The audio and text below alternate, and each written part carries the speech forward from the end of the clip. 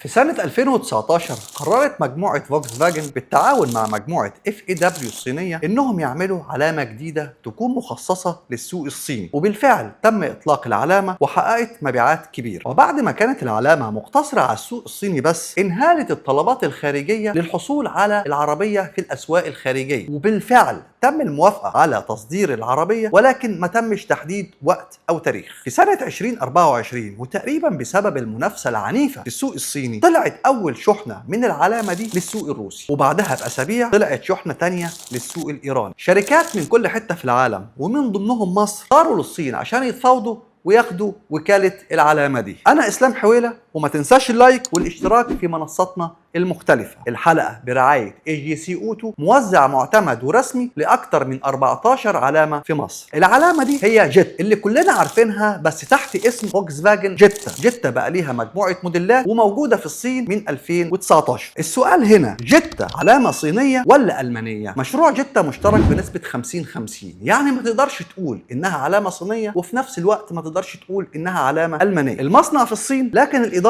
مشتركة. محركات ونواقل حركة من فولكس فاجن. البلاتفورم نفسها مشتركة مع موديلات سكودا وسيات وفولكس فاجن. قطع الغيار مشتركة بنسبة كبيرة. تقدر تقول إنها عربية ألماني بتصنيع صيني، أو بمعنى أدق جودة ألماني وبسعر صيني. أصلا فكرة انفصال جيتا وإنها تبقى علامة لوحدها كانت مخصصة للطبقة الأقل دخلا، للعملاء اللي أول مرة يشتروا عربيات في حياتهم، وكان الهدف توفير عربية سعرها من 8000 يورو إلى 15000 يورو. ده مش كلامي، دي تصريحات يورجن ستاكمان، عضو مجلس إدارة مجموعة فولكس فاجن للمبيعات التجارية. تعالوا نثير الجدل ونسأل، هي موديلات جيتا لما تنزل السوق المصري ممكن تعمل؟ جيتا عندها 3 موديلات، 2 SUV VS7 ودي بحجم السكودا كوليا، والثانية VS5 ودي بحجم سيات أتيكا، وعندهم VA3 ودي منبثقة عن فولكس فاجن جيتا. مثلا VS7 أكبر موديلات جيتا في الصين، متوسط سعرها هناك 13000 دولار، يعني ممكن تتباع في مصر في حدود 1.5 مليون.